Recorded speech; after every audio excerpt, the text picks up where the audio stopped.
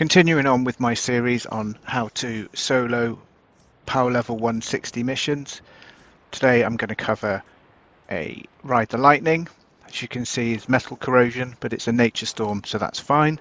And because I'm going to run it in a kind of AFK type build, I'm doing it in private.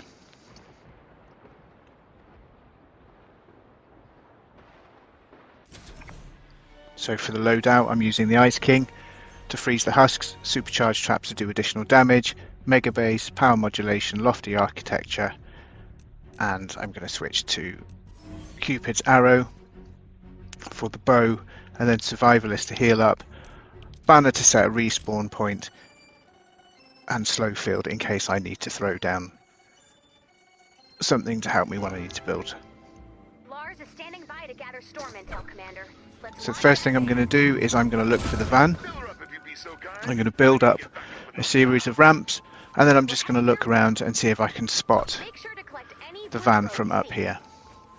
It's quicker than running around the map. I've got nothing I need to do on the map particularly apart from find the van and the blue glow, so this will just help cut down that time. Okay, found it, it's over there. So now I need to head towards it. I'm going to need 4 blue glow in total for this mission. So if I spot some on the way, I will grab that too. Add blue glow to prepare for liftoff. Okay, so I'm going to place down my banner, building in brick because it's A, it's a nature storm, and B, there's metal corrosion, so metal will just get ripped apart like tissue paper. Pre-edit the walls to have doors in them, and then build all around the van in a square with 2 high brick. Remembering that the doors mean that smashers don't target the walls and so won't charge at them, propanes won't throw their tanks at them. But you need to have a total of 3 tile radius, and that includes vertically, so even the walls above the ground need to be set with doors in them. Okay, just going to carry on placing these walls up all the way around. This little ramp here is going to be a little bit awkward, but we'll deal with that later. Just put a wooden floor up there so I can jump up. And then I'm going to continue across with some brick for the first 2 tiles, but above the van itself I need to be 3 tiles high, so I'm going to again use the brick there and then just square it off. I can place floors above. So that means that if any husks get thrown up there, at least they're going to be delayed slightly before they hit the van. Okay, and all around the 4 sides I'm placing wooden floors. Just grab this bit of blue glow while I'm here.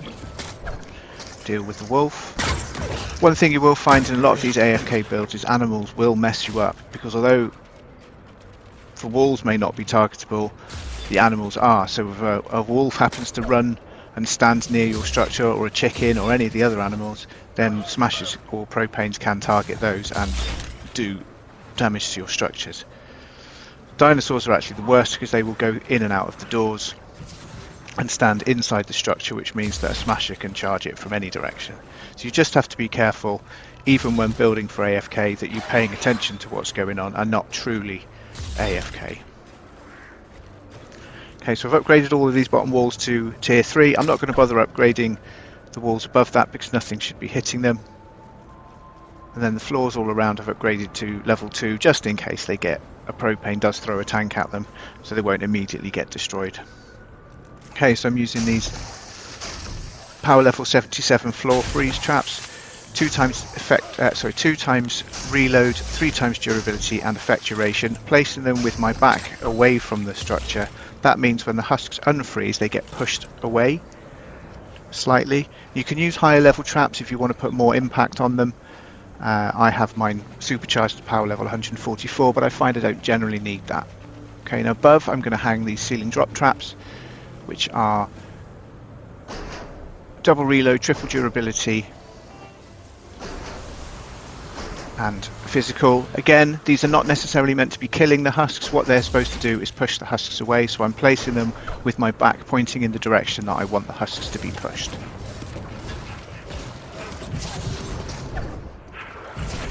And that's the basic structure built. As you can see, this was just put those husks off walking through here. Even if I edit that out, they can't actually walk through. Husks, for the most part, apart from the little assassin husks, can't jump. So that means that they shouldn't generally walk up there.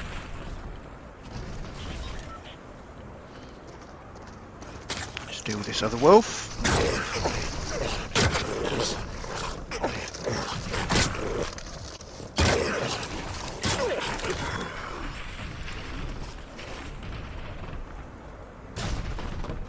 Okay, above this ramp I'm going to place another drop trap. I'm going to use power level 77 here. I really just want to push any husks that get pushed off the side. I want to push them down that slope a bit further just to delay them. Again, not necessarily trying to kill the husks, I'm just trying to stall them up to a point at which they despawn. So now that's the structure basically built, I'm just going to go and farm up a few materials, clear down the surroundings and replace some of the stuff I've used. If you farm every single mission for a little bit, then you'll find that you don't run out of things, rather than waiting until the very end, until you've got nothing left and then you have to go on a specific farming mission. I very rarely actually have to go on a mission purely for farming unless there's one particular material that I really need. Okay, so up here I'm just going to upgrade these slightly just in case any husks get thrown up here. They probably won't bash onto the wooden floors, they're more likely to try and bash through the brick walls, but if you've got a lobber chucking projectiles up here they can damage it, so just in case of that I'm just going to put some of these anti-air traps down. Double range, double reload, heals builds attached. They're not going to kill a husk that gets thrown up here, but they should take care of any projectiles. And I doubt anything's going to come around behind and throw, so I'm not going to bother putting any at the back. Again, just replacing some of that brick. Now on this ramp I'm going to use 2 wooden stairs. This was a trick that was developed by Hubo. You just edit the 2 stairs rather, into that formation, and then the husks can't walk up it. For some reason it messes with their AI and they just won't even see it as a valid path and won't bash it if they approach it from underneath. Animals will bash it, smashes, mini bosses and other mist monsters can just walk through them as if they're not there, but the smaller husks will all just turn around and walk in a different direction. So normally I would build an AFK spot, but for this, because it's 2 halves, I'm not going to build an AFK spot for the first part. I want to just check and make sure everything's happening the way I want it to. So just start the mission and then I'm going to move quite a long way away, so any assassin husks will pass towards me and all of the other husks will just walk towards the structure. Again, take this opportunity just to grab a few more resources, and there you can see the husks walk along, they stand on the freeze trap and then the tiles fall down, and then when they unfreeze they all get pushed back a little bit further. Set my respawn point here just in case anything goes wrong. And there we see we've got a couple of lobbers that are looking to where I am, so because I'm not stood on the structure they're not going to throw at the structure, they're going to try and target me. So some of the husks are interested in damaging the structure, some of the husks are interested in damaging the player. And that's why I never recommend standing on or near any kind of structures when you're doing a defense.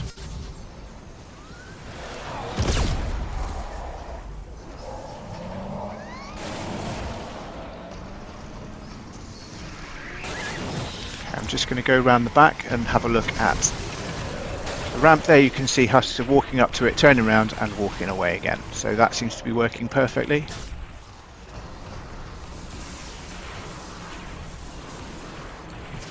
And even though I'm stood here, the husks are just not even going to try and come here because they can't work out how to get up here because they don't understand how to deal with that ramp. There's a smasher wandering around somewhere. As you can hear, he's not charging at anything, so I'm not worrying about him for now. There's another 2 husks that have wandered off. And then here comes a riot husky, and he's not even going to bother trying to get up the ramp. And here comes another riot husky, a nature one this time. He's actually made it a bit further, he's going to walk up the ramp. He gets to the top, and just nopes right back out again. And so he's going to walk round the other way and walk all the way up the other structure. So that's working perfectly. I'm just going to go now and see where that smasher is, because he's still making a noise. And he's nowhere near the base. You can see all those husks nicely getting pushed back constantly. The ones that don't get pushed back immediately freeze, and the floor freeze traps, and those that aren't affected by the floor freeze trap that actually make it to the wall, hit the wall, and are frozen by the Ice King. And there's that smasher. He's trying to charge me, can't get anywhere near me. He's now going to wander all the way round to go up the ramp to try and get to me.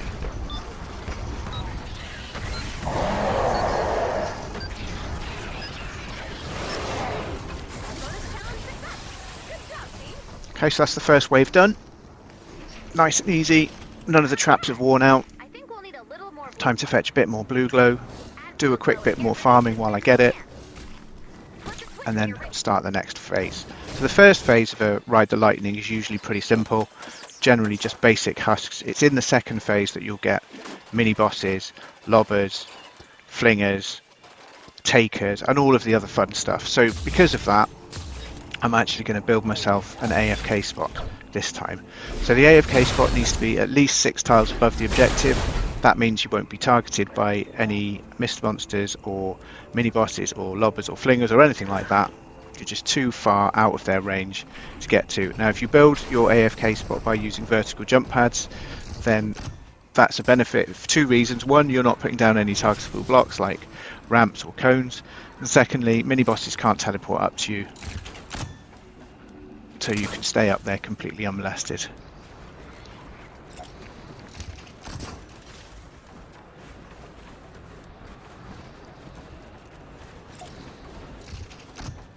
Okay, now I've gone right up here. I want to set my AFK spot to be up here. This is because if I have to drop down for any reason to fix something or to find an errant mist monster, or a smasher decides to rip through the wall because it's chased a wolf or anything like that, if I then get knocked, I don't have to try and walk back up the stairs. I can just let myself get knocked over and then I can respawn up there out of the way. If I try and jump up there whilst the mission's underway, I could have assassin husk bashing on the pillars and trying to get me down. So start the second wave now, and what I want to do is I want to get straight up onto my AFK spot as quickly as I can. Now I can hear in the background there's some flingers, and I need to deal with those pretty quickly because flingers can be throwing either projectiles which will damage the structure, or they can be chucking husks up above the structure. Can't quite see where he is at the moment, so I just need to look out and see if I can spot. There he is. Shoot at him with my pot shot.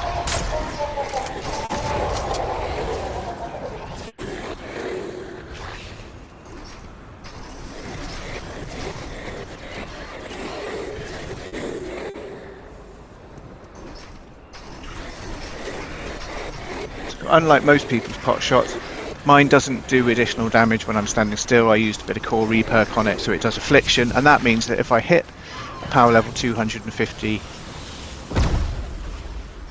flinger and it doesn't kill it in one shot, it'll usually take about 90% of its damage off, and the affliction will then kill it off.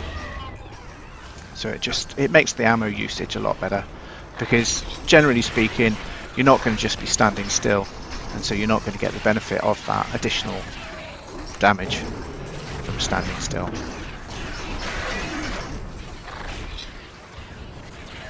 Okay, so I can't hear any more flingers at the moment, so off I go back up to my AFK spot, and immediately I get up there, another flinger starts screaming. So now I've got to locate that one. There he is, over in that corner there. Just get my pot shot out. And there we go. So as you can see now, I'm just going to chuck another one down there just to get rid of him. Now I think there's another one somewhere because I can still hear them shouting. Sometimes the sound of them screaming continues even after they're all dead, just for a second or two. So it's still worth checking that there isn't another one, because quite often you will get a lot of them. There you can see the benefit of the affliction there. I just used one shot to kill that one. I think there's still another one around. Just have a quick look. Can't see it anywhere. And the screeching has stopped, so presumably it started playing the sound of the flinger shouting before the flinger actually died. So back up we go, just to make sure I don't get attacked. Now I usually stand up here with my Guardian's Will in my hand. The reason for that is if I do something stupid like walk off the edge, I can save myself by using the heavy attack just before I reach the ground and stop myself getting the full damage. There's another flinger around, just got to spot him, not bothered about that taker, it's just stood still. There's the flinger over there. There we go. I'm just going to take that husk out as well before he gets up there, and there we go, the flinger died.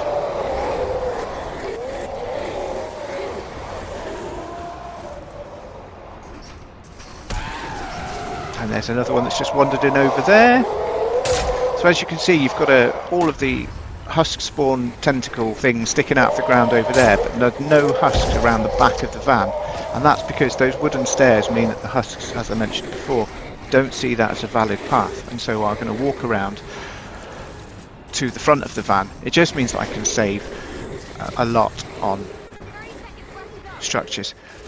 You can see a blaster's walked up there. The blasters, because their hitboxes are different size, they don't see that as a block. They can just walk past it. Blasters, mini bosses, mist monsters of all kinds will just ignore the ramps and walk past them. But they aren't interested in damaging your objective.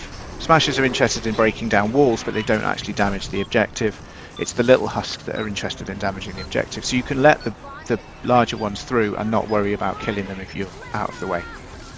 And there we go, the van just shot past, and that's the mission done. I hope you find it useful, and thank you for watching.